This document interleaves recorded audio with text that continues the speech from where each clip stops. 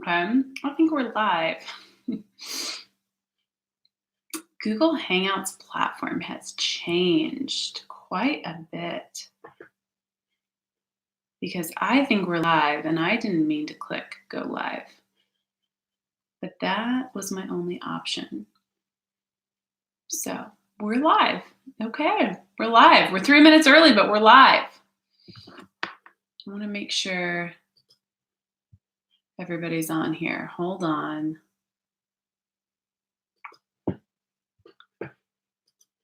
Make sure you guys can see and hear.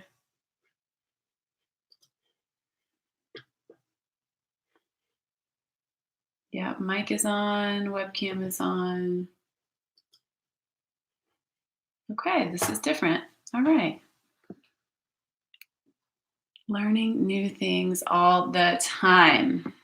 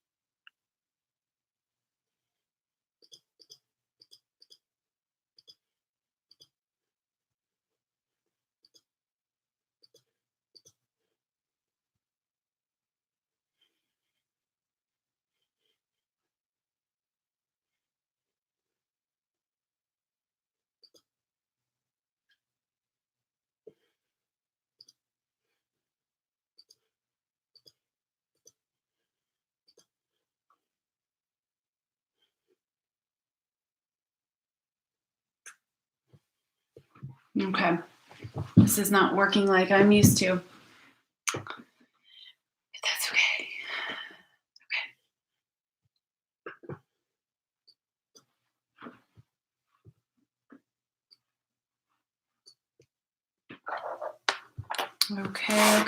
Okay. Almost ready, you guys. I went live before I was ready to go live. Oh my goodness.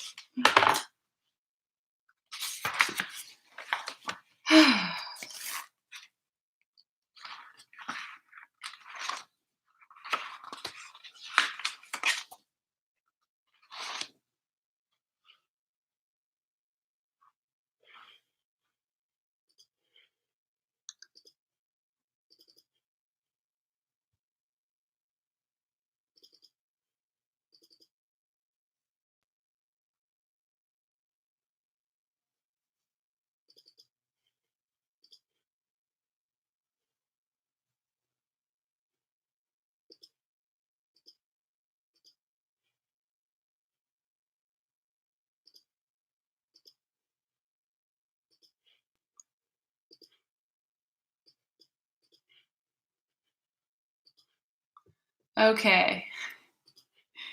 Now I believe I'm officially ready. Okay. Sorry about that little delay there, you guys, on the video.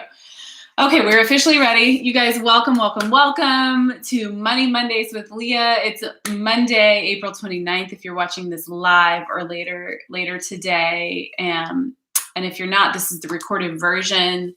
And we're going to spend the next 3 Mondays together today and then next week and then the following week for our 3-week program on money management.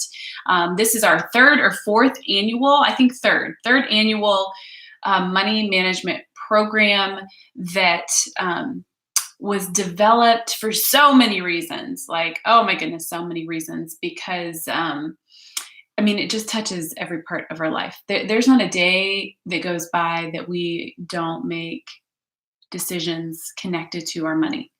It touches almost every aspect of our lives and every aspect of our decisions in some way or the other. And when you are a small business owner, well, forget that. I mean, forget small business owner. If you're a human being, if you are an adult, money management skills and concepts are going to be important to a thriving life of stewardship. And so, so I know there are going to be people on so many different parts of your journey. I know some of you are just starting your journey with money management and learning about your financial life and your financial world. And so this may be one of the first steps that you've taken. And so, if so, that's great. Welcome to the journey. And then I know some of you have had many years, possibly even a lifetime on this journey of investing your time into learning about your financial world. But the thing with money management is that no matter where you are in your journey, whether you're taking the first few steps or whether you've lived a lifetime of learning and developing this part of your life, this area is just it's never over. You've never arrived, because how much things change in our financial world and life. Okay, so your financial picture probably looks a little bit or possibly a lot different than it did just even a year ago. And we move into different seasons of life that enter us into a different season of our financial world, because different things become higher priority. Okay, so things are ever evolving and changing and ebbing and flowing and growing in abundance, um, or ebbing back to less abundance. And because of that, it's an area of our life that we constantly invest in, just like we do in any other area. You've never arrived physically and with your health and wellness. It's a lifelong journey. You've never arrived in your learning or being a student. We are lifelong learners. You never arrive in your leadership. That is a lifelong journey. And so welcome to another lifelong journey that we're all going to be on together, which is managing your financial world. Okay. And so I thought I would just kick it off with just a little warm up here with some interesting money facts, just for some fun here as we get started. Some of these are fun and some of these are a little bit startling, but one interesting money fact is that credit card debt is now starting in high school, which is alarming and startling that is now the reality. And so one class, I feel like my high school education, or in one way, I feel like my high school and even college education failed me, is that why aren't they teaching about credit score, right? And credit cards. I mean, I remember getting my first credit card in college, and I had no idea about how interest rates apply, how it affected your credit score. I didn't even realize credit score was a thing. And so maybe since I've been in high school and college, they do teach that now. But whether they do or don't, I mean, it's our responsibility as parents, right, to teach our kids and make sure they know that information before they're presented the opportunity. How I signed up for my first credit card, it was this guy with, I think it was Citibank was my first credit card. He was at a restaurant, I think like Fazoli's. Do they even have those anymore? It was some kind of restaurant on campus that he was handing out free bags. And I think maybe a t-shirt in them if you signed up for a credit card. And me and my friends were like, okay, cool. Like, we'll get the free bag and the t-shirt. And we signed up for the credit card. It was my very first credit card ever. Thankfully, my parents had drilled in me that you don't get into credit card debt. So thankfully, I at least had that level of understanding about credit cards. And so I did use it responsibly in college. But I can only imagine how many college students across the country are presented with that same opportunity. Like, hey, sign up for a bag and a t-shirt. Okay, cool. And they get their first credit card with very little knowledge on how to use it responsibly. And so that was my first introduction to a credit card.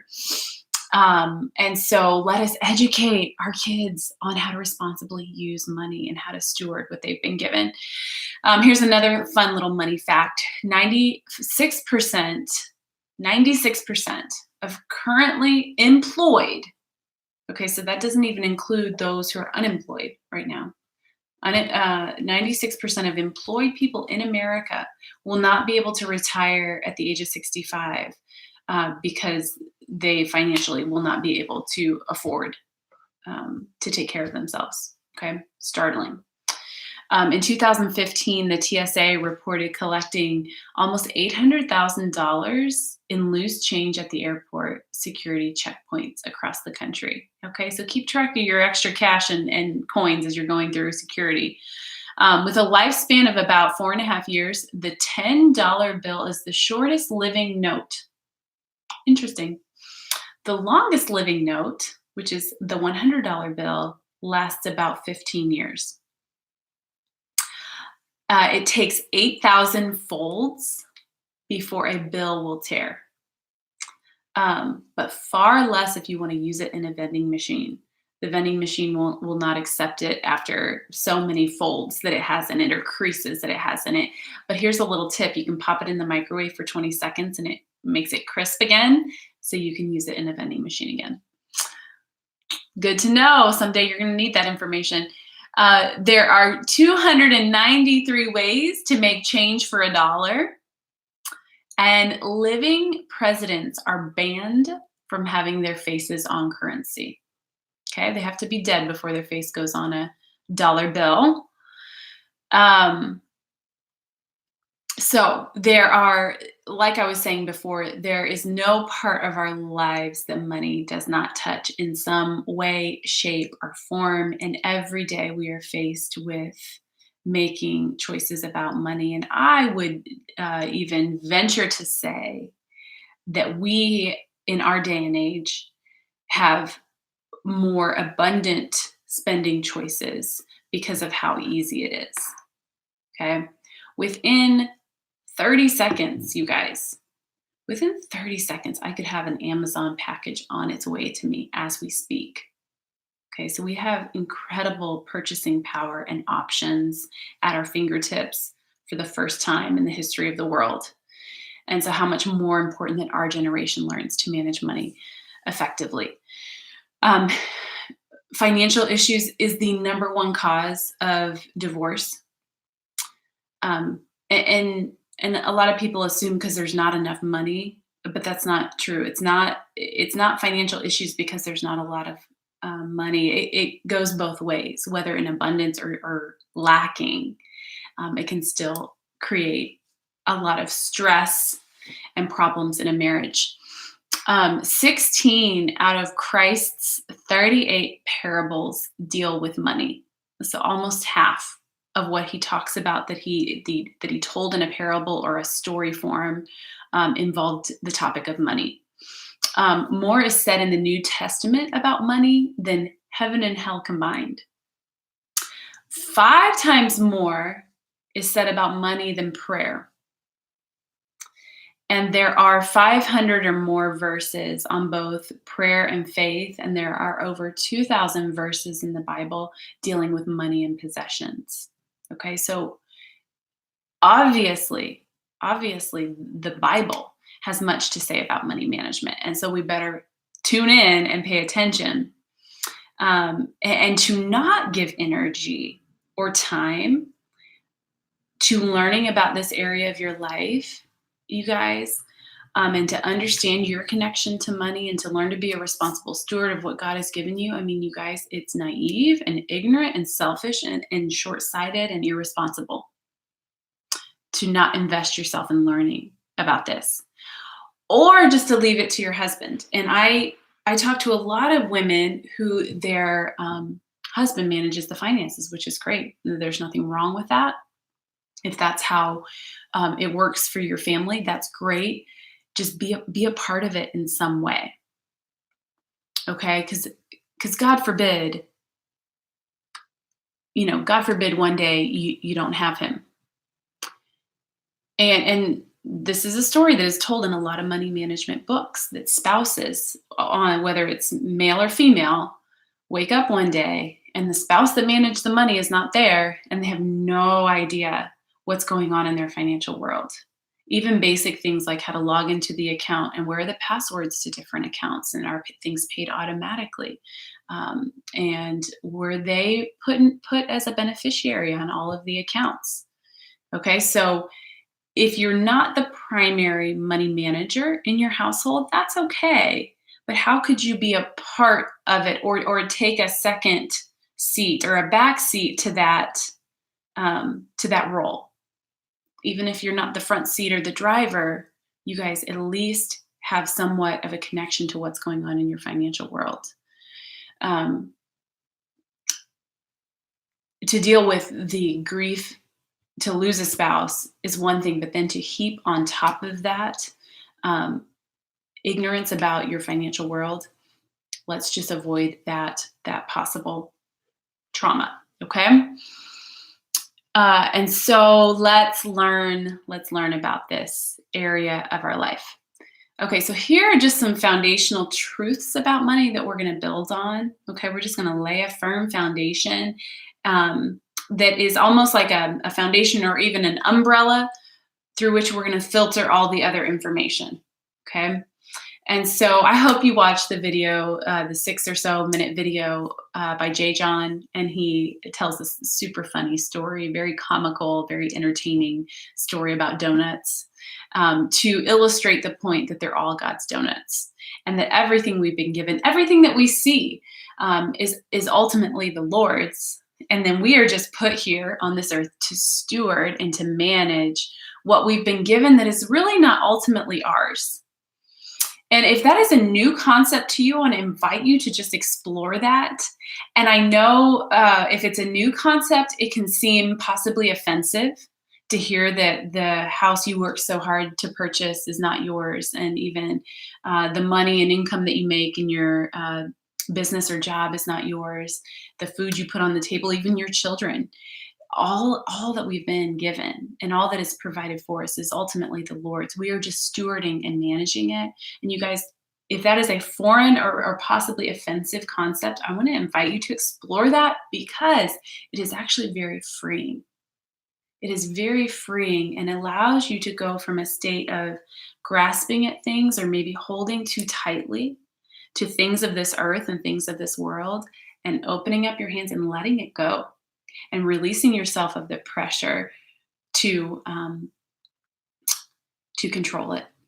It is ultimately God's, and we just have the responsibility to manage and steward. So let's learn how to do that. And pause for a moment. This is a good exercise to do, possibly even on a daily basis, to just pause for a moment and think through all that God has provided for you today.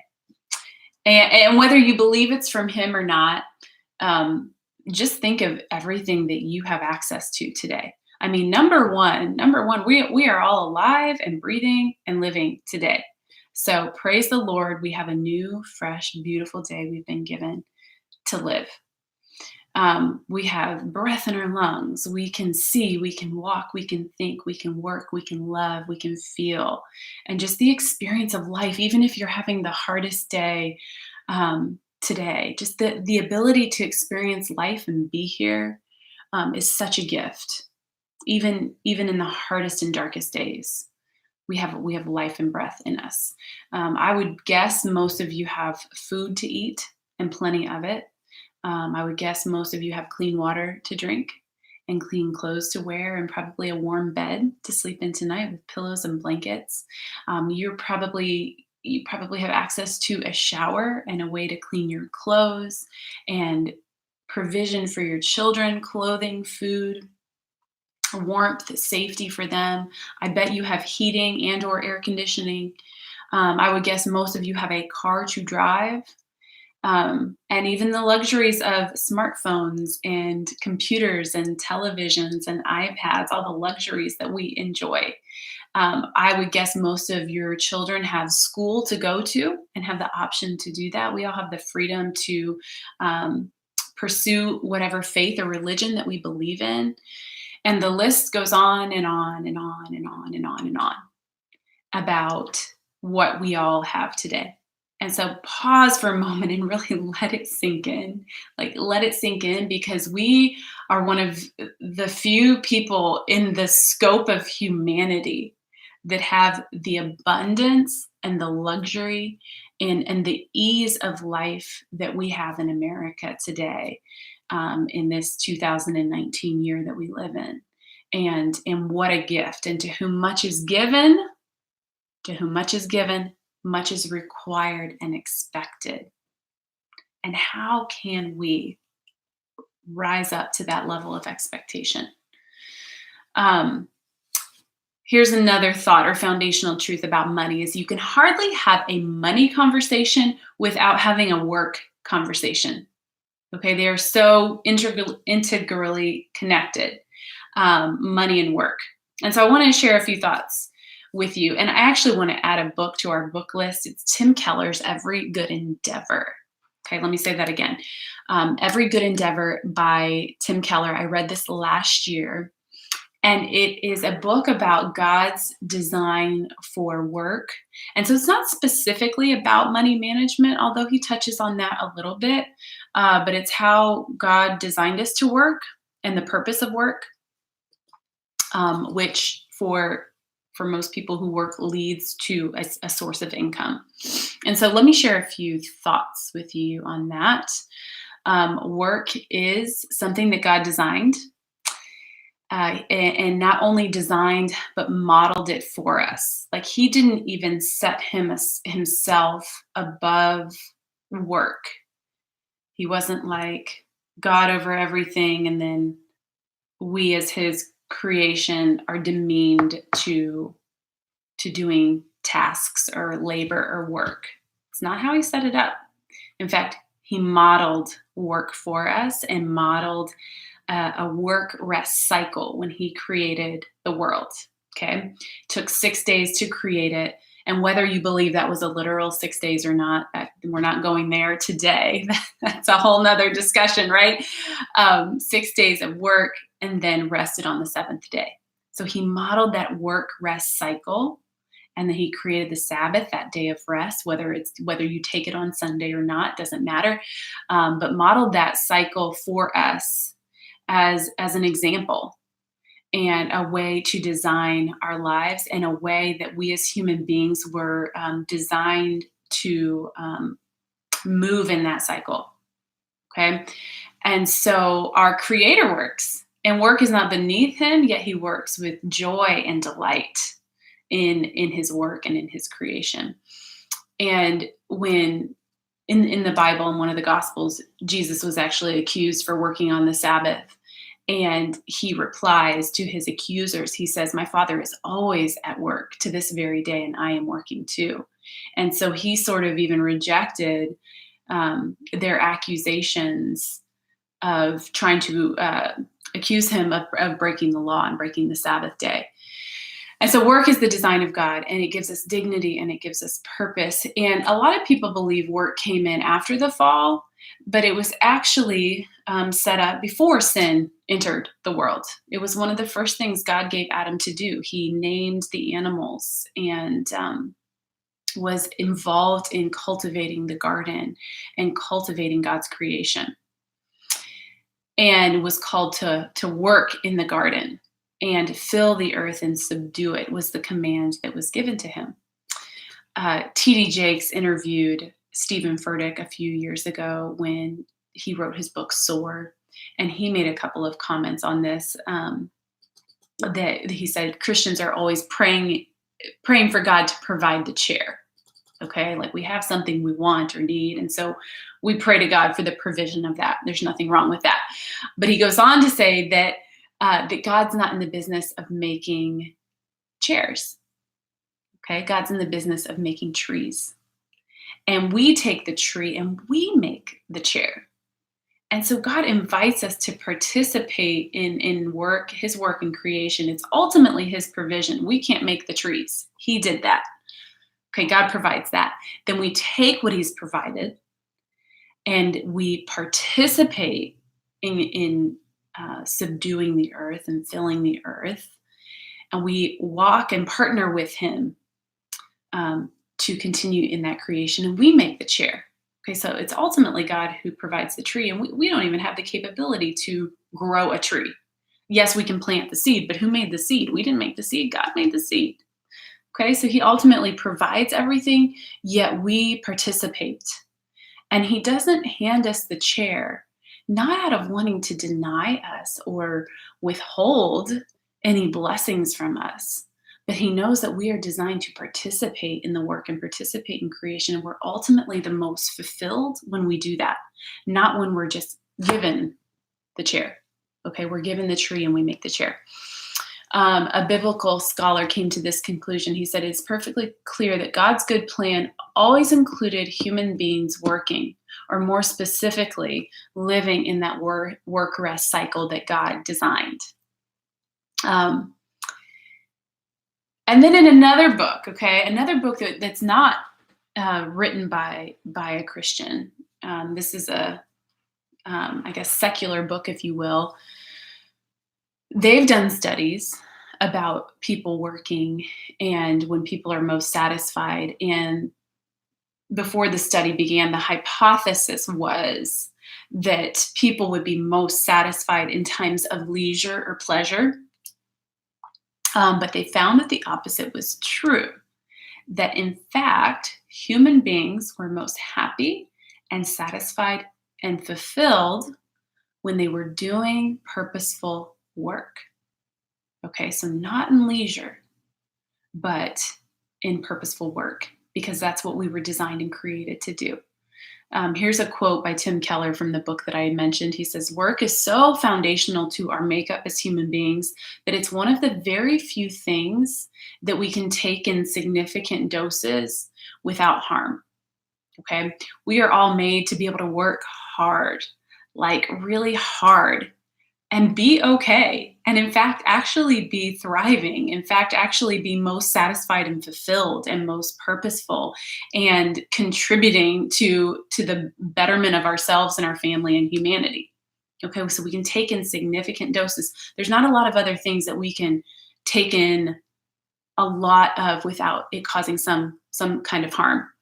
Okay, and leisure and pleasure, you guys, they're great things, but we are only made to take so much of those. Okay, so we have a great capacity for work, but not as big of a capacity for leisure and pleasure. Lots of people start feeling a little squirrely after a couple days off or after long vacations. And yes, it feels good, and we're made to enjoy those times and those moments. But a lot of people are ready to just get back to their routine and get back to their purposeful work and get back to living in that work-rest cycle.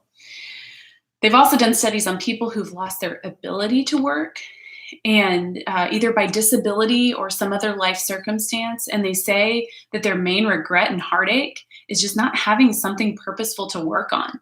Like, it really takes away a lot of dignity and self-worth to not be able to put our hands to something of value.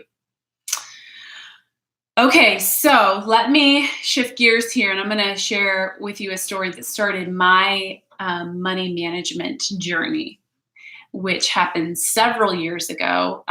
So let's go way back to before Mary Kay. Okay, so before Mary Kay, I had a few things going well for me as far as money goes. Number one, I watched my parents really struggle a lot financially growing up. We always had food on the table. They provided everything we needed. It just not a lot of luxury and abundance. And they were sort of in and out of credit card debt. And if anything unexpected were to happen, it was very uncomfortable for my family growing up. My mom stayed at home. They had 5 kids, and my dad worked an average job. Okay, so it was always really tight.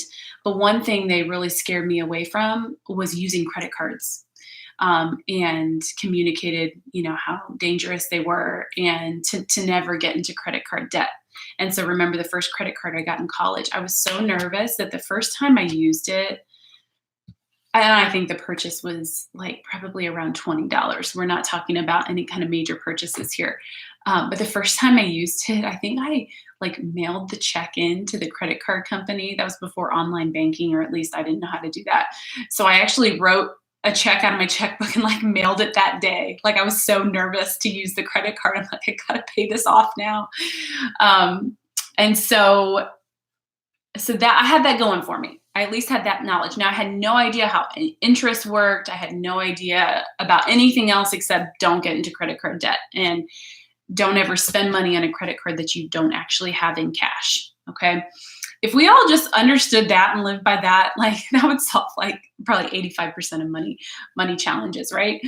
Okay, so that was one thing I had going for me. Number two, I always had a job and I was willing to work hard. I started babysitting when I was 12 and I would walk there, and it was a regular babysitting gig every Tuesday and Saturday. And I would walk there from my house. I would babysit these kids. You guys, I made $3 an hour in cash under the table with this babysitting job. And I don't know, I don't think there was ever a time in my life that I haven't had a job since I was 12.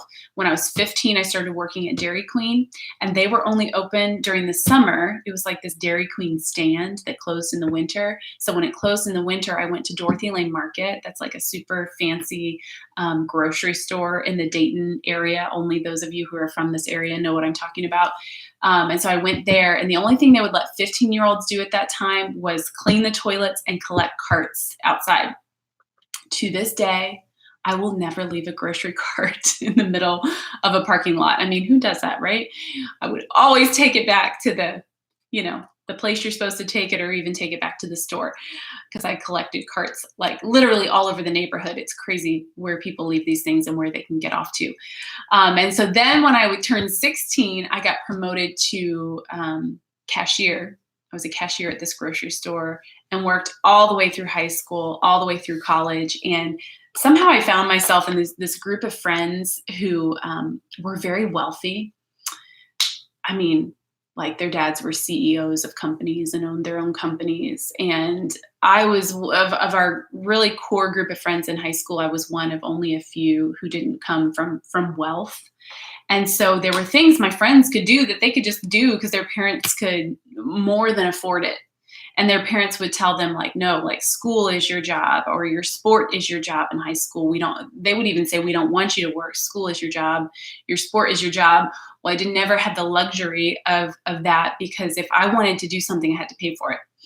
And so I always had a job, and resented it a little bit when I was in high school. I remember sort of resenting my parents for not being able to give me what I saw my friends get just for doing nothing, like not working for it, not doing chores, not having a job. But oh my goodness, I look back now at that and am filled with gratitude at the lessons that it taught me and the life that it taught me at a young age. And so in college, I worked and knew how to work hard, and understood that if I wanted money and choices, I had to work for it. It's a really important lesson I learned very early on. Okay, number three, I had very low student loan debt. I had some when I graduated college, but it was low because I tried to max out every scholarship I could, both academically, and I played volleyball in college. I got a scholarship to play. It wasn't a full ride, but still covered a lot of my student loans. So I had that going for me. I was not suffocating with a student loan when I graduated. And my husband, Cliff, had 0 student loans when he graduated because his parents were able to pay for all of his education. And then we had no other debt. So I had a very small student loan, but we didn't have credit card debts, and we did not have any other form of debt when we got married.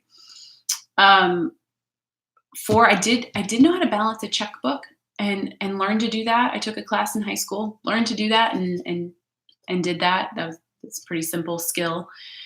And then number 5, we always lived well below our means, and made it a priority to save every month, even if it was a small amount.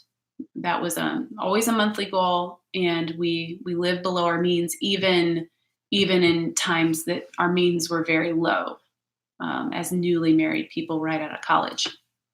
And so that was it. That was sort of the extent of my financial skills and my situation. And that worked really well for us in those early days of high school, college, newly married, young adults. Those skills served me well, and could have served me well for a lifetime, except then I started this business. And all of a sudden I needed more money management skills than I currently had at the time. And it was really Mary Kay that sparked me to learn more about my financial world, because I just needed a more elevated skill set. Okay, because a lot of new skills are needed when you introduce a business into your life and your world. Working a normal job is a little bit more simple because they take taxes out. Okay, so you don't really have to even know about that. They take care of it for you. And then you get the same amount every single week. And so you know exactly what you're getting. We're in a business. It naturally your earnings ebb and flow, very natural in the business world. And so you need a higher level of skills. Okay. So we had a okay financial world as newly married people, and which is when I started my Mary Kay business. But if anything unexpected were to happen, you know, something wrong with the car, something wrong with the house, that felt very shaky. So there was not a lot of depth to our financial world. Okay. So then I start Mary Kay, and within a year and a half, I was making a 6-figure income. Okay. So that dramatically changed our financial situation. And we knew enough not to spend more than we made. We still lived by that, or to spend expected income. And I think that is a thing in Mary Kay. Like, you kind of know you're getting a big commission check. And when people know that, they can often spend it before it even comes. Okay. That's like a money no-no. You don't spend money before the cash is actually in your bank. So my very first year as a director, we earned the top director trip. And then the second year as a director, we really pushed for the million, to be $1 million unit, but we missed that goal. And it was like happening. And then all of a sudden it just didn't come together. It didn't happen. And so my national sales director at the time, Pamela Waldrop Shaw, you may have heard of her before. She called me the morning of July 1st. Okay. So the day after June 30th, when our $1 million goal did not come to fruition after working very hard for that goal. And so she's just calling me to check in, make sure I'm okay, and just make a connection on July 1st after one of her leaders had missed a big goal. So we have a short, nice conversation. And then at the end of the phone call, she says some words that sparked something inside of me and that forever changed the trajectory of my financial world. And I will share with you what she said. She said, go pamper yourself for the day. Go get a massage, go, mani-pedi, this, that. Go pamper yourself before you get back to work. And then we hung up. And I remember this clear as day. I was standing in the walk-in closet of our 2-bedroom condo that Cliff and I had bought. We had maybe lived in there for a year or so. We bought it as a newly married couple.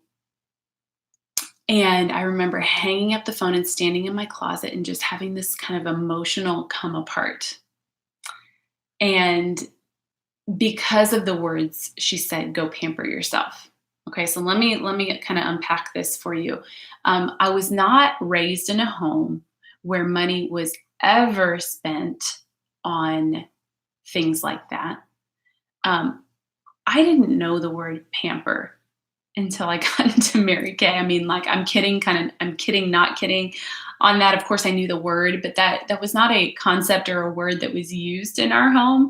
And in fact, although this was never said in my home, this is just something I perceived, that doing things like that were an unnecessary luxury that you shouldn't spend money on. Okay, that was never said, but that's what I picked up, that things like that were an unnecessary luxury that money should not. There was something possibly wrong with doing that. And so as I'm standing there in my closet, sort of having an emotional come apart, I really questioned, can I afford to do that? And I think really the deeper question was, is it okay to do that? And that just triggered something in me that just uncovered, like peeling back an onion. It just covered some insecurities and uncertainty and misconceptions that I had about money. And I don't think I could verbalize it on that day. I don't think I could have said what I just said to you on that day. I wasn't standing there in my closet thinking, "Oh, I have some uncertainties and misconceptions about money." But that was the feeling in my heart. Um, and if you would have just looked at the black and white numbers of our income versus our spending, I obviously could afford it, yet had some serious misconceptions about money and a lot to learn and a lot of uncertainty. And I knew the uncertainty was coming from a place of we had really no clear financial goals at that time. Money was coming in and we were spending it on things that we needed.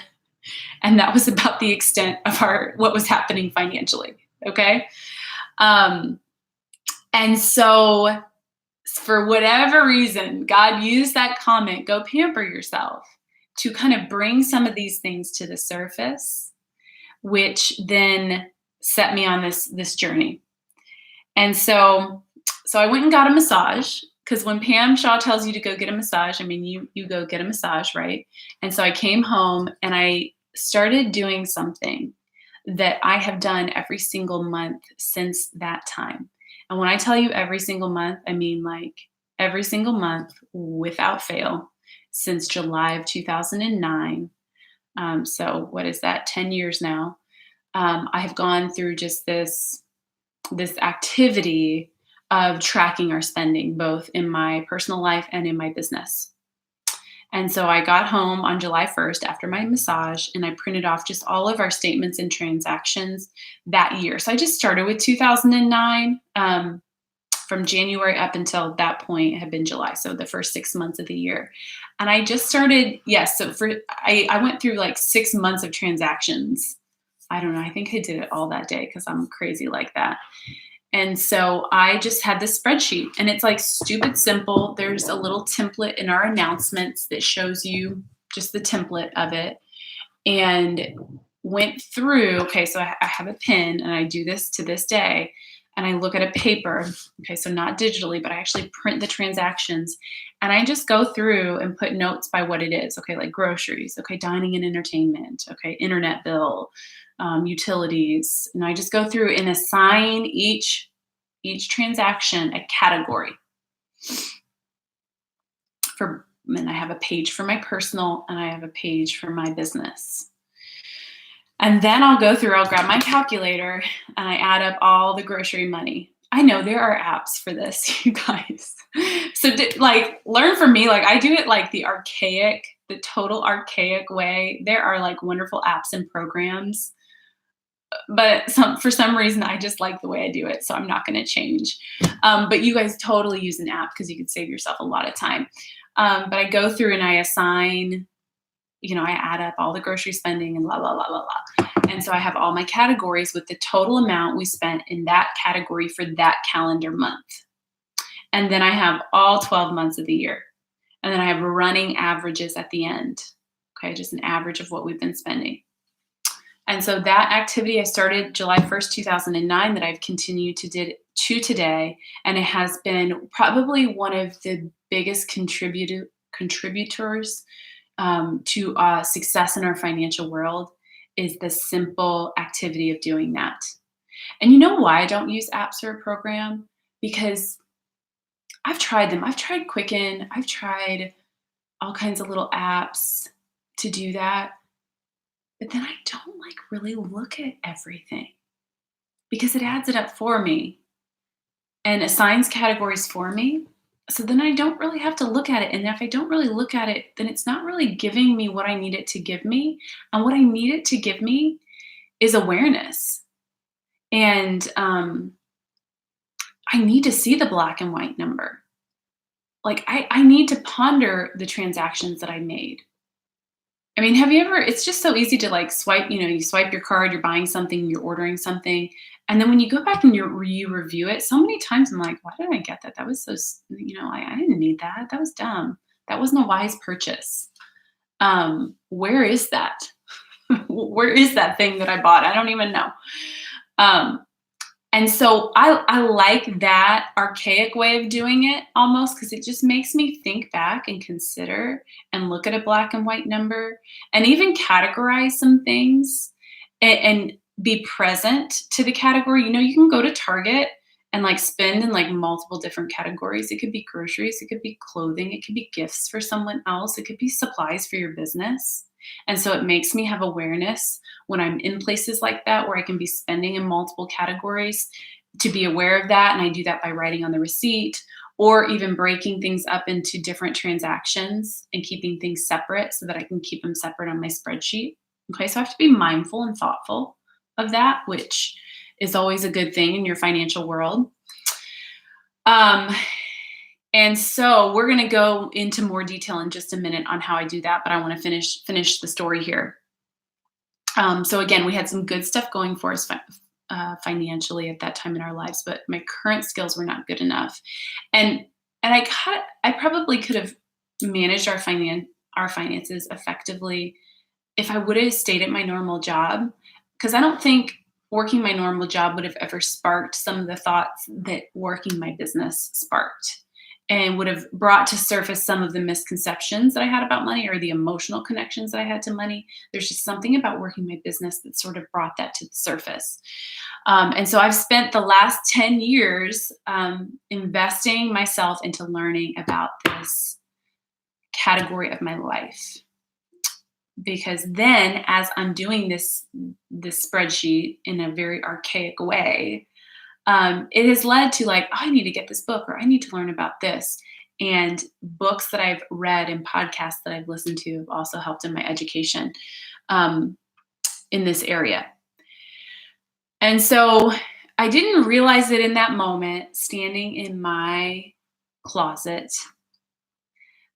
I didn't know it in the moment, but I look back and I believe that it was just this turning point. It was this crossroads that had I not implemented the tracking that I did that day and some of the habits that I chose and some of the education that I pursued in this area, I 100% believe that our financial situation could look very, very different than it does today. Okay. Even if our income would be the exact same that it is right now, I could have made some very, very different choices in that moment. And just a little side note is that your lifestyle will automatically increase with your income without ever really feeling like you made the choice to increase your lifestyle. Okay, isn't that interesting? That as you start to make more and know that you're bringing in more income, you will naturally, without even almost thinking about it, spend that money on stuff, usually on things, without even really saying like, I'm going to increase my spending in this area or this area or this area. So we have to be very present to that and very aware of that, especially leaders who are starting to move into the position of earning a car and then earning a Premier Club car and then earning a Cadillac and then earning a top sales director trip. Those are some drastic income increases that we need to be present and aware of the financial choices that we're making as our income increases. Because, I mean, mo money, mo problems, people. Money does not fix things. It just creates the capacity to make a bigger mess of your life if you're not aware of the choices that you're making. Okay? We don't ever spend anticipated or expected income either. And there's like an order to take and a prioritization that needs to happen and that we need to be mindful of. And I feel like Dave Ramsey lays this out the best way in all his steps that you take, the baby steps that you take. There's an order that you live your financial life in. And step one, and you guys, there is no better plan out there. Okay. Some people have their opinions of Dave Ramsey, don't like his steps, don't like to follow his steps for whatever reason. But man, he's got the best advice going and the best plan going for people who want to get to a place of significance and wealth in their financial world. Like, he will take you there if you trust those baby steps that he lays out for you. Okay, so there's an order in which we do things. And so buying new furniture or expensive purchases or cars, houses, vacations, things for the kids that maybe they don't need or aren't necessary, like doing those things before debt is paid off, like especially consumer debt, it like just cannot be an option. Like, those things are going to have to wait. We're going to actually have to practice patience and reject the child inside of us that just wants it now and wants that immediate gratification. Like, no, we have no business. We have no business spending money on luxury items, high ticket items when there's consumer debt. Okay. And so if consumer debt does exist in your life, that is step one. And you don't have to say no to all the fun, nice things forever. Okay, you just may have to say no to them for a season and take healthy, right steps in your financial life and world. And then just a little disclaimer, you guys, I'm not a CPA or financial advisor or a professional in this field. I have no credentials and no certifications. I don't have that stuff, okay? So I just feel like I need to like put that out there into the ether, that I am sharing my journey, my tools, my resources, my experience, that I have learned on a 10-year journey now as I've built a Mary Kay business and have managed a personal financial world successfully. I just want to share with you what I know, but by no means claim to be any sort of expert in this field. Okay, so just had to put that out there. Okay, so I want to start with my goal and vision for this program, because there's some things that, and just a few things, I think if you can really like wrap your hands around and start doing, they're going to be game changers for you. So I'm going to skip to page 16 in your workbook, because it's kind of like a tracking sheet for you to live out sort of my goal and vision for you in this program. And number one is to run a healthy Mary Kay business by, one, tracking the 60-40 split. And we have a tool and a resource for you to do that. Number two, having a plan for your financial world. And that can include personal or business or both. And three is getting organized, having a system to organize taxes and receipts and all that. Just getting a little bit more organized with your papers in your office. Okay, so you're going to run a healthy Mary Kay business by 60-40 split, having a plan that you're working towards and tracking and knowing the numbers, and your family knows what's going on too. We're going to get more into that later. And then getting organized with your paperwork and your taxes. Okay, so that's my first goal for everyone who is doing this program. My second goal and vision is that you would implement weekly tracking for your personal finances.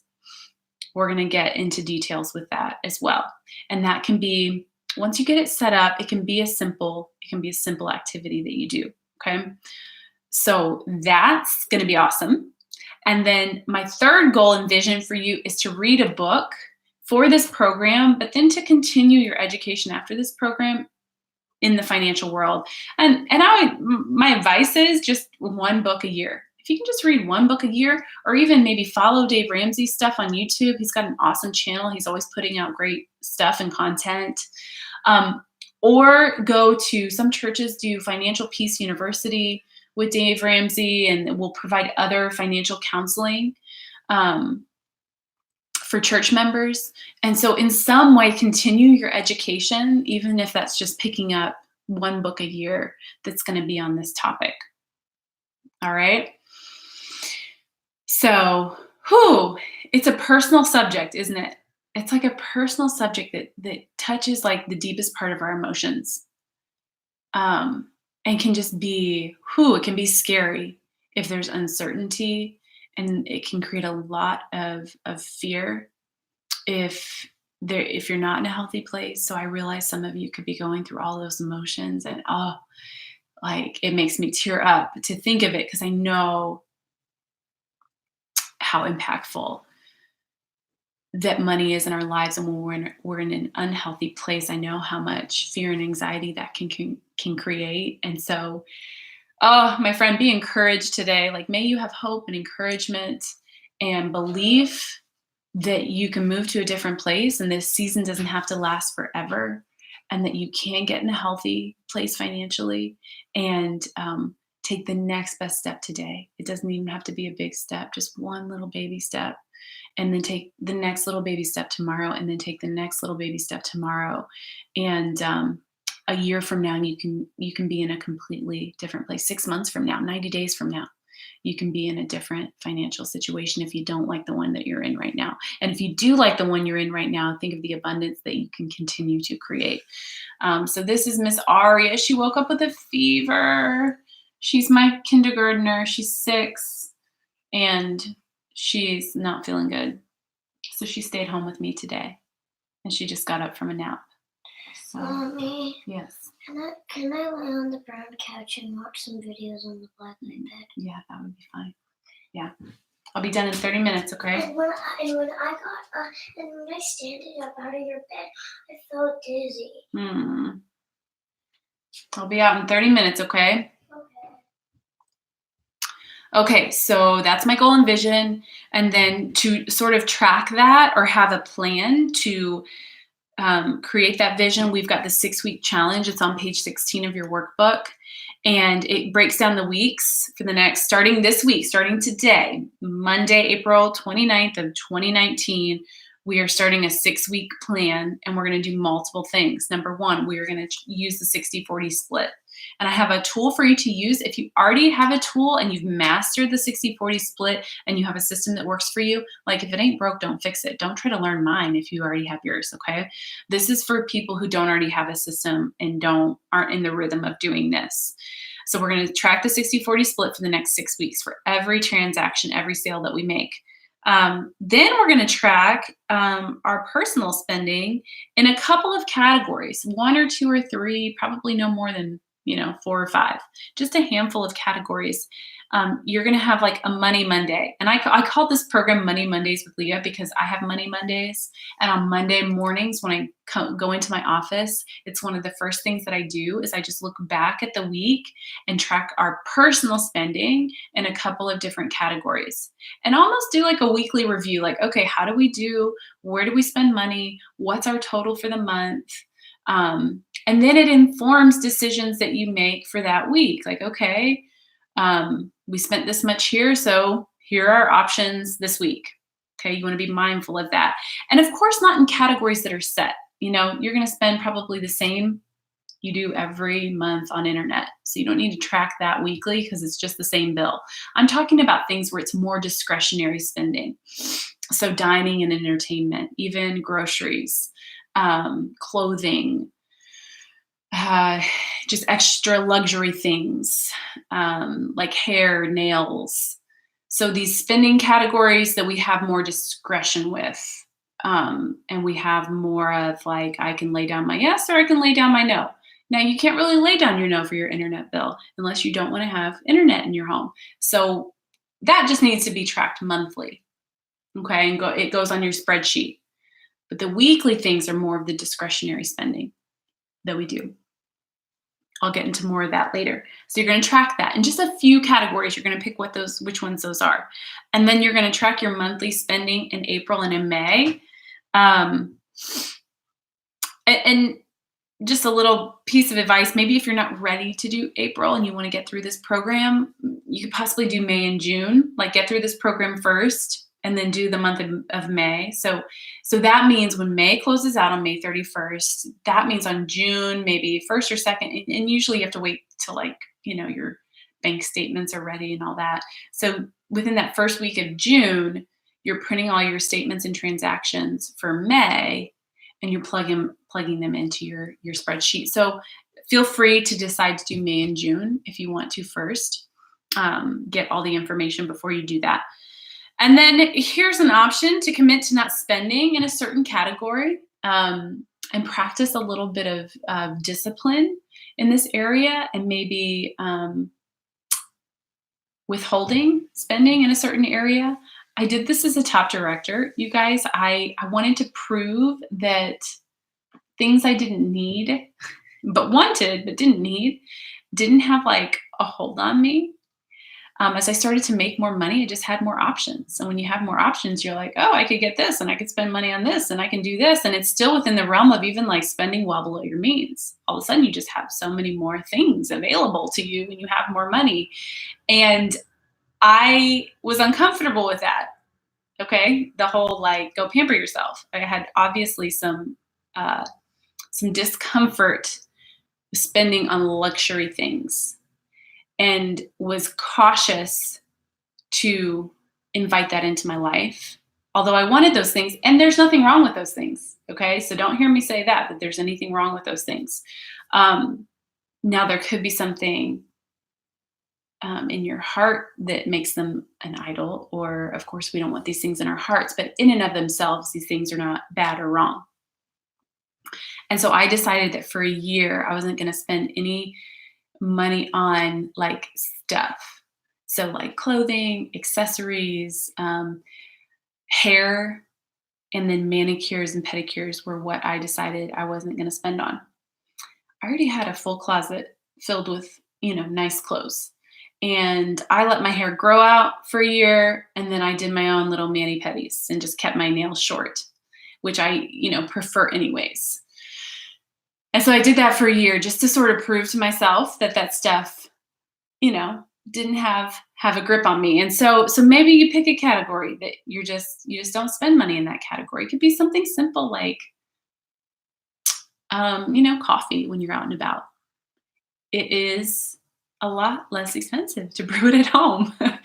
And so that could be just a little thing that you do. So do you make sure if you're going to go out and about, you make yourself a nice coffee at home and leave with that, so you don't have that temptation to get that when you're out and about.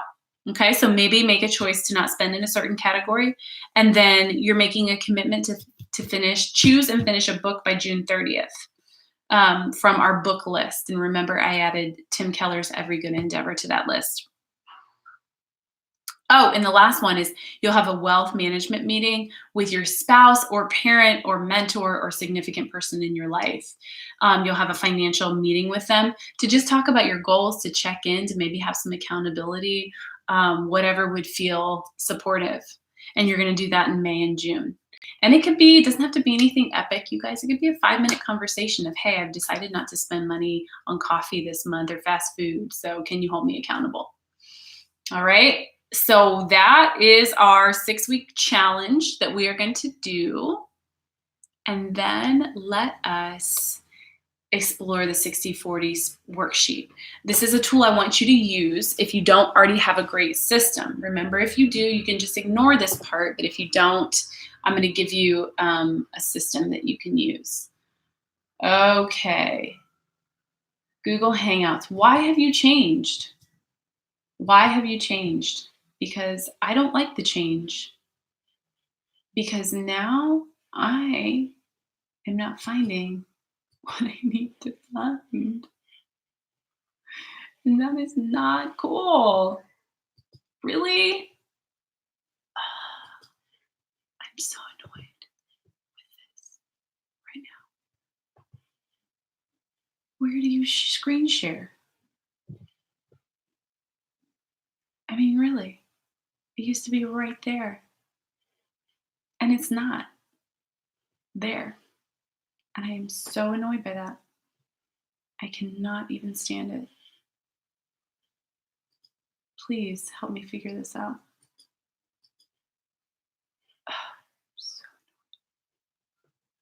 Okay. Well, there you have it, guys.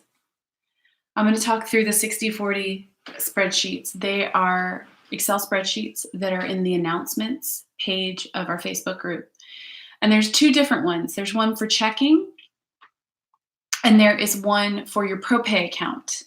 And the reason we have 2 separate is because ProPay takes out a fee, and you just have, you can almost use these as like bank ledgers.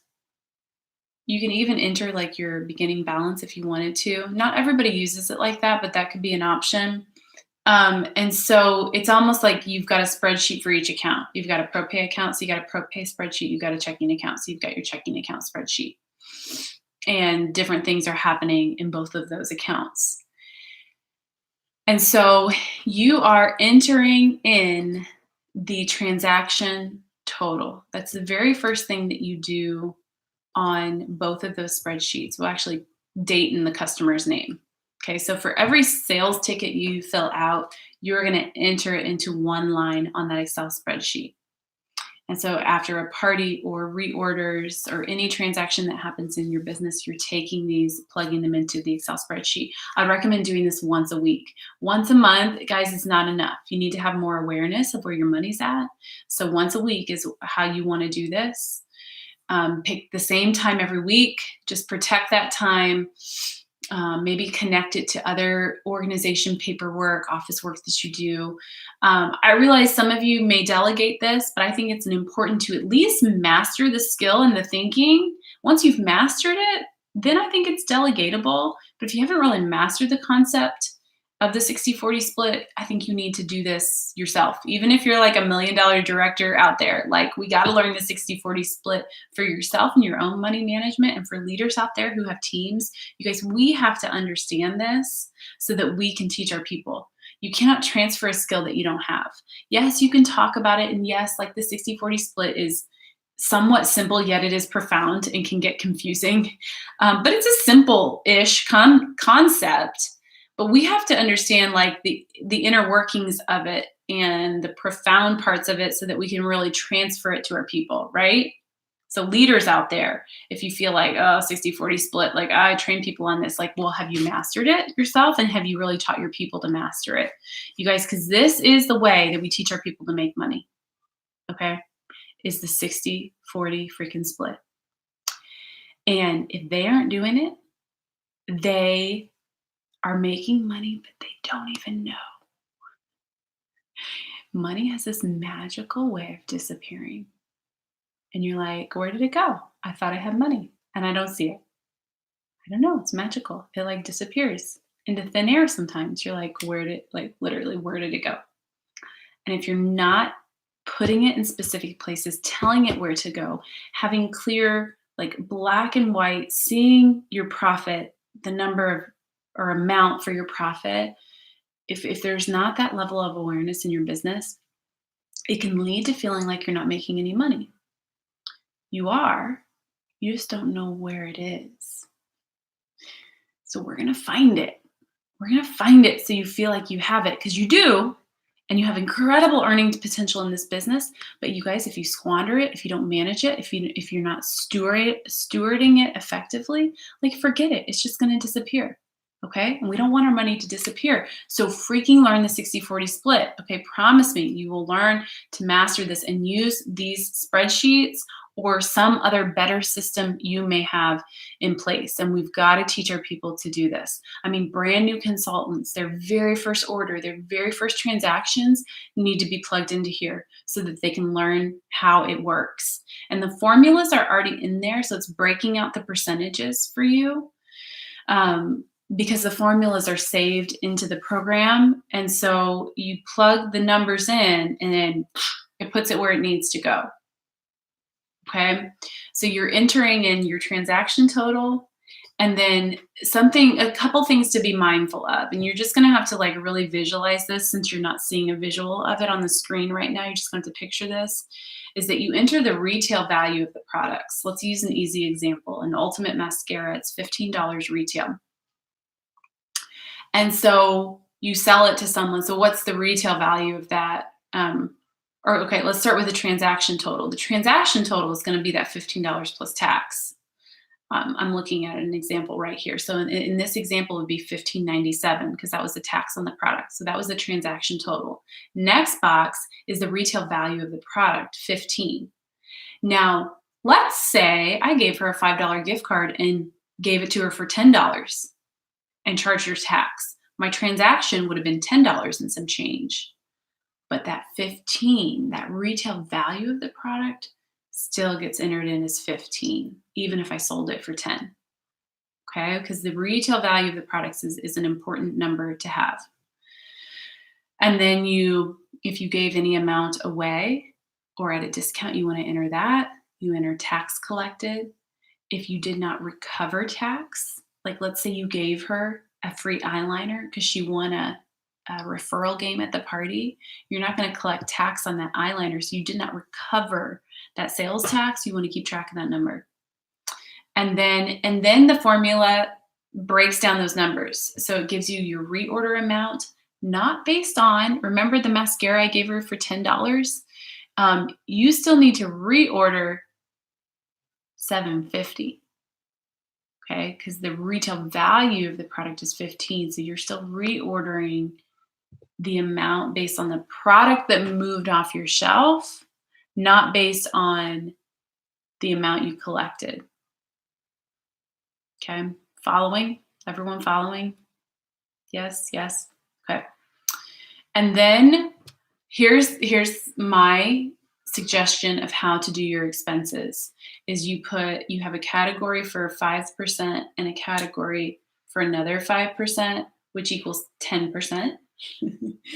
And you're setting that 10% aside to cover some expenses. And you're just always setting 10% aside to cover shipping, to cover PCP, to cover any hostess credit that you gave. There's a variety of expenses that you're going to have, which is normal. Every business has overhead. And so that 10% gets set aside to cover you. So then your profit is 40. Now, I often hear when I explain this, people say, like, wait, I thought we profited 50%. We do. We profit 50%. And we also take 10% of our profit to cover our overhead. So it's not coming from our personal account. Okay. Every business uses profit to cover overhead. Okay. Profit is still profit. We still profited 50%, and we're using that to take care of the business and to invest in the business and to have the supplies and the resources that we need to grow the business. Okay, profit's still 50%. We're just allocating a part of that profit to covering the growth and the betterment of the business.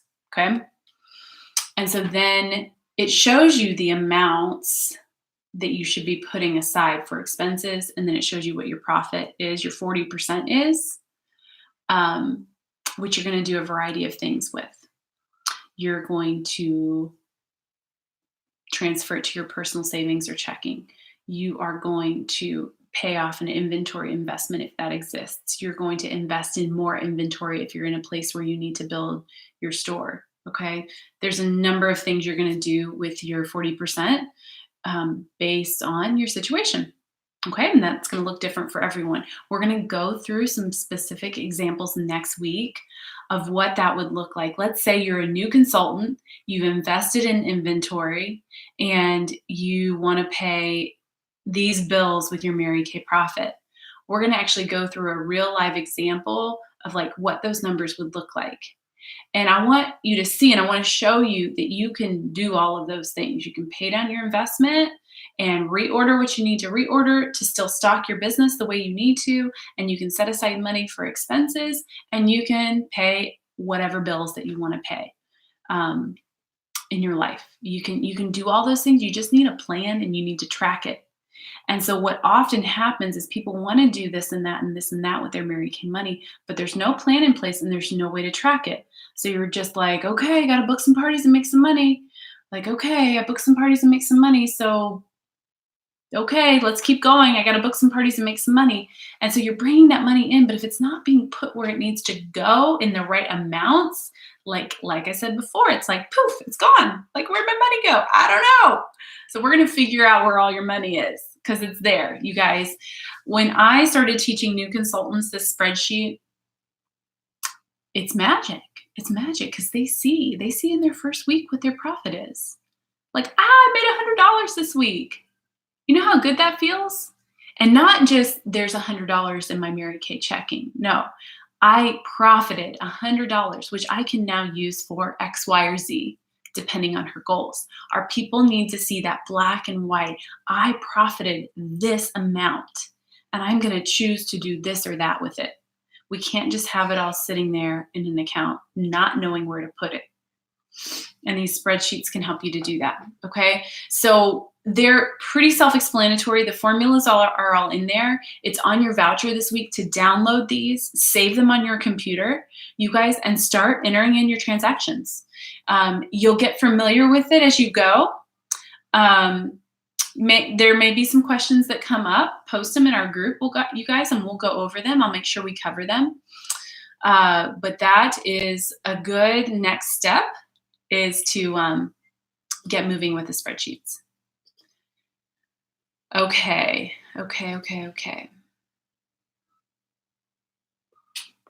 Let's talk about where the money could possibly go. All right. Because this can get a little confusing. And so I made a little diagram on page 15 of your workbook that shows you where to put things. Now, I want to say something on the front end that everybody does this a little bit differently. Okay, so this is just a suggestion, a guideline that you can take this and just make it work for you.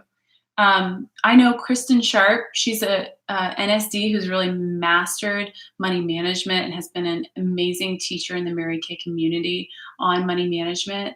And I know she has like 1 million different accounts for like every little thing, which is awesome. It works for her. It's a great idea. It makes my heart beat really fast. It makes me start sweating and like my skin start crawling when I think about doing that, because it's just, I don't know, like I can't make that work. I've tried to make that work and I got myself all confused and messed up. And so I have less accounts, okay? Not as many and not as specific, less accounts, but I know where things are going and I made it work for me, okay? So you got 2 national sales directors who do it 2 different ways and make 2 different ways work, and that's okay. But we're still following the same basic core concepts of money management, okay? So this is a guide for you, and you can make this work in a way that would be supportive to you, okay? So here it is. Let's go through it. So money. That's what we want to make. Want to make some money up here, and it's going to go to certain places. And the 2 places it could possibly go would be ProPay account, charging a credit or debit card, your main Mary Kay checking account, which is separate from your personal. Okay? And then let's start with your main checking. It can go into a couple different places. I can't read backwards.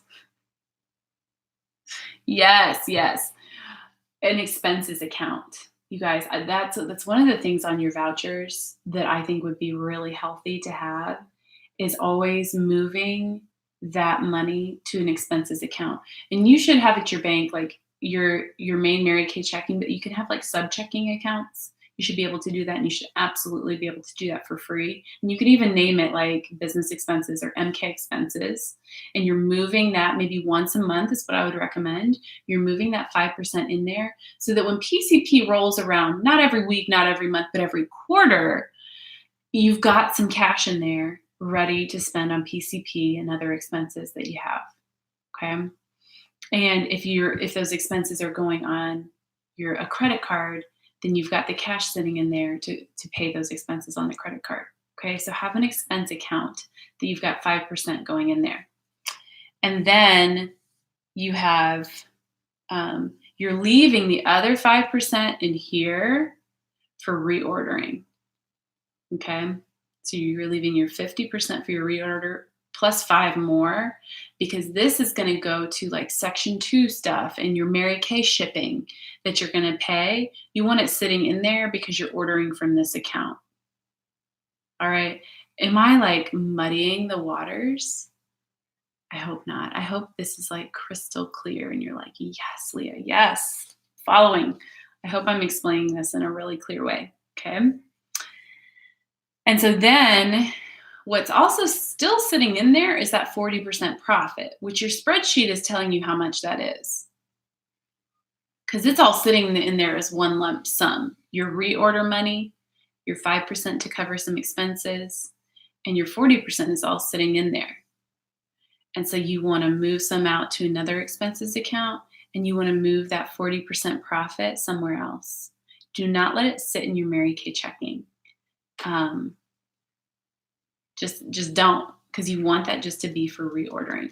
So this could be moved to a personal account, and you can set that up where your Mary Kay checking and your personal checking, as long as you're at the same bank, are connected. So you can just make a straight transfer to personal checking or savings, or whatever account you want that money to be in. Okay. And so if you're going to use part of your Mary Kay profit to pay bills, don't pay your bills directly out of here. Move it to personal. If it's a personal bill, move it to personal. Pay the personal bill out of the personal account. Don't pay it out of here. Okay? We want to keep personal transactions personal and business transactions business. Okay? So then you've got your ProPay account. So that can go in a number of different places. Two, you can use it directly for reordering plus 5% shipping. Okay, so you can use it directly to reorder. You're going to move part of it to your expenses account too. Okay, so because that money is sitting in there, and you're going to move part of it to this account as well, where the 40% profit went.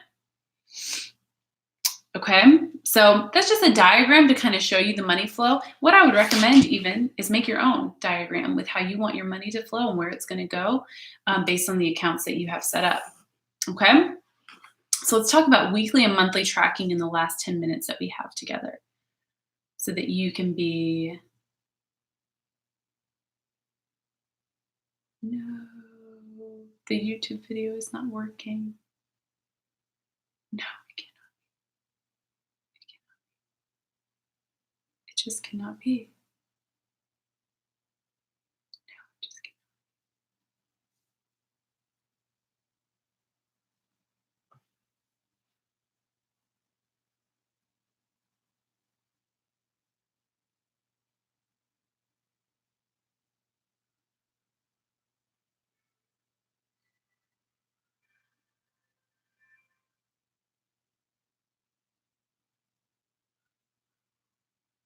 No.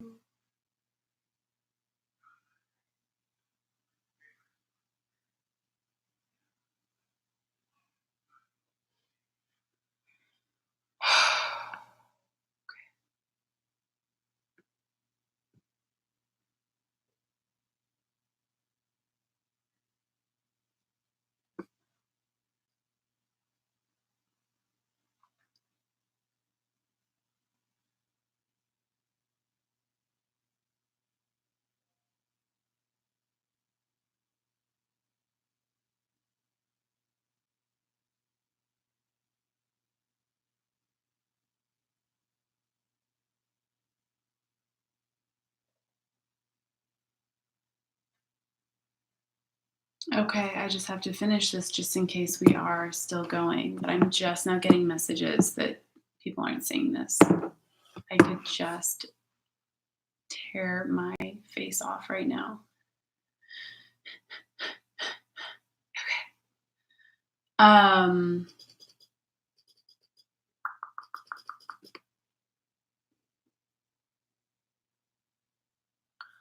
Weekly tracking. So you're going to pick your categories. The most common categories I've tracked over the years are groceries and dining and entertainment. And so it could be anything, but a discretionary spending category. And so what I do is on Money Mondays, my own personal Money Monday, I'm pulling up all the accounts that I would do those transactions on, which would just be a personal checking or personal credit card. And I'm just looking at our spending and I write it down. I know this is archaic, you guys. I know it is, but hey, it's working for me. So I have a place in my brain book that I'm writing it down and just adding it up. And that's it, you guys, that's it. And then I'll email the numbers to Cliff so he's in the know. I'm like the money person in our relationship, but just, of course, keep him informed so he knows and has awareness. And that's it. And it just gives us awareness of where we're at for the month. Like, okay, our goal is to spend this much, and here's where we're at. And so then that informs our decisions. It's amazing the power of awareness with your spending when you track it. And tracking, it cures what ails you. If you have a money problem, track what you're spending. If you have an eating problem, track what you're eating. If you want to grow in your business and it's stagnant, track your activity. Because tracking leads to awareness. Awareness leads to different choices. Different choices create newer, different habits. And then we all know how powerful habits are. I mean, they create your life. Your life is an accumulation of them. But they all start with the thought, the awareness, and tracking is what can create that. So that's all we're trying to do here. You know, when I first started tracking our spending in the categories back on July 1st of 2009, we didn't necessarily have a budget. I mean, we had some ideas of like, okay, we want to keep our spending to this amount in these different categories, but we didn't necessarily have a strict budget. We just had an increased level of awareness. And it just naturally led to different choices without using a whole lot of willpower, minus the year that I went without cutting my hair or having a manicure and pedicure. But besides that, I never felt like I had to willpower through many financial seasons. Now, I mean, if you need to, you need to. But awareness is your friend.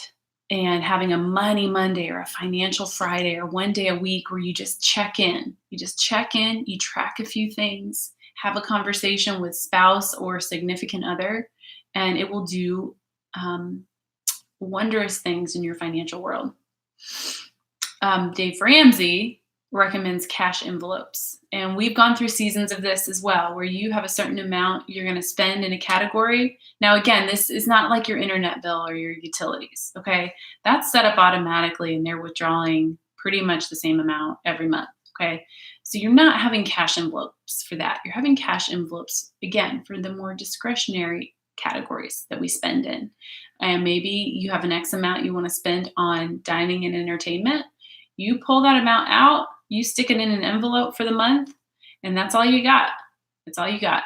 And all of that spending in that category comes from that envelope.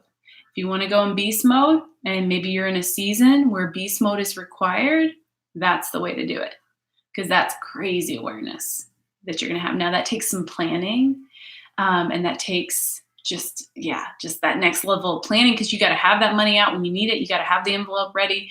You and your spouse or whoever you live with has to be pulling from the same envelope. So you need to be communicating about what is coming out of that envelope. You've got to keep track of the change that you got when you're at the grocery store so that the change for that envelope goes back into the right envelope. Okay. So there's a lot of logistical things you need to keep track of. But if you need to be in beast mode, then that's a way to do it. And that's what Dave Ramsey recommends. Okay, so that would be your weekly tracking. Is pretty simple. We're just wanting to create awareness, okay? Create awareness that leads to choices, that leads to different habits. Okay, so then monthly tracking. Monthly tracking is the July 1st thing that I did when I printed every transaction that happens in every possible account. And you guys, there's not just checking and credit card. I mean, your ProPay account, you're going to print that. Now your Venmo and your PayPal accounts, you got to print those. What else is there? I've got an account for my payroll, so I've got to print that for my payroll. What else do we have? Yeah, that about covers it. And so you print all those out, and then you're just going through them line by line and creating your categories. Now, your categories are what can take the longest to really establish, because when you're getting started with this, you don't even realize how many categories there are. And the first few years I did this, I had a miscellaneous category, and the miscellaneous category was so big that I'm like, okay, not everything can be miscellaneous here. So I started breaking them down into more specific things. Like there's even a category for books. like books that we buy. There's a category for that. There's a category for travel. There's a category for gifts that we give. There's a category for haircuts. There's a category for dry cleaning. There's a category for clothing. There's a category for kids' activities, kids' education. And so it takes a minute to get your categories going. So be patient with that. I kept adding lines to my Excel, or adding rows to my Excel spreadsheet because I wanted very few things in the miscellaneous category, because it's just like the devil's vortex. Like, what's the miscellaneous category? I don't know. It's miscellaneous. So I wanted to pull all of those things out and have more specific categories. Okay. So that takes a while to get that. Be patient with yourself on that. So I go through every category, and then I'll pull one out right here. I just have a page protector, and everything that I print is all in here. Let me go through. You know what? I even print. This is how I keep track of my miles. I just print a. You guys can't see it. It's just from my Google Calendar. It's just a month at a glance, and my month at a glance on the calendar has all the things I drove to, and so that's how I keep track of my Mary Kay miles. And so that goes in there. I have got my Mary Kay commission statement on here. I've got my credit card statement, personal and business. I've got my checking account statement, personal and business. I've got my Venmo account. I've got my PayPal account. What else do I have in here? Yeah, that about covers it. Okay. And then look, my little carbon copies of checks that I write are in here. And so every month, this is the month of February. And these are all the February transactions and accounts are printed and in here. And then I just keep them all here for the whole year. I just keep adding to this little pile here. And then at the end of the year, they go into clear plastic bins down in my storage room in my basement, so that if I ever need them, or, you know, God forbid I'm audited or whatever, I've got all my stuff right there. And it goes with, we'll talk about organization more next week. That's on our list for next week.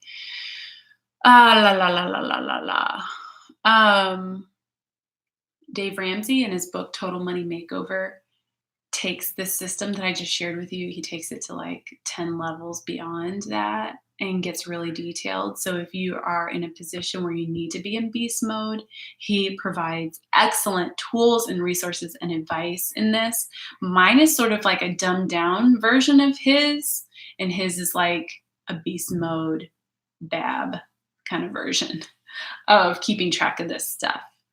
And so if you're in a position where paying off debt is your next best financial step and you need to make a move on it right now, then Dave Ramsey's Total Money Makeover is the best book you could possibly read in the entire world, and it will change your life if you take his advice. And then last thought I'll share with you is that it's good to just think of this as a fun little game, okay? I commented earlier that it can really tap into some fear, anxiety, emotions that you may not even realize are there. I realize it can do that. And so remember, they're all God's donuts. Okay. He has provided things for us that we are the stewards of, and we're going to do the best we can to steward it. And we're just going to take the next best step right now and play the game as best that we can. And detach yourself from the heaviness of it right now, because what can you do today? What do you actually have control of today? You can take one tiny baby step in the right direction. At the end of the day, that's all you can really do. Make one small choice in the right direction in your financial world, and then wake up tomorrow and make one other little small choice. You did not get into debt overnight, and so you won't get out overnight. And that's just the reality. So let's just deal with that reality and keep taking small baby steps. And what does Dave Ramsey said? He said, if you're not in debt and not in that position, but want to create some wealth and get some systems in place, he says, you get rich very, very slowly. Okay. It's not like our favorite sexy quote that we like to hear all the time, but it's just the truth. You're going to build wealth slowly. And it's one day at a time, making one small step in the right direction. And then what's fun is next year when we do this program again, you're like celebrating this whole new level of financial growth and freedom and abundance that maybe you're not experiencing right now. And then another year goes by and you move to another new amazing level and you've reached some other goals. And then another year goes by. And all the days of that year, nothing magical seemed like it was happening. But then when those days have time to add up and accumulate, some beautiful things can unfold in your life, for your family, for your future, your security. And then ultimately, you guys, it's to give back. It's to give back and love people with what we've been so abundantly provided with. And that's our ultimate goal. And we'll go into that more next week. God, please tell me this was recorded. Google Hangouts, why do you change your format just when I got really good at it? I don't know. We're just going to hope and trust that this was officially recorded. Love you guys. See you next week.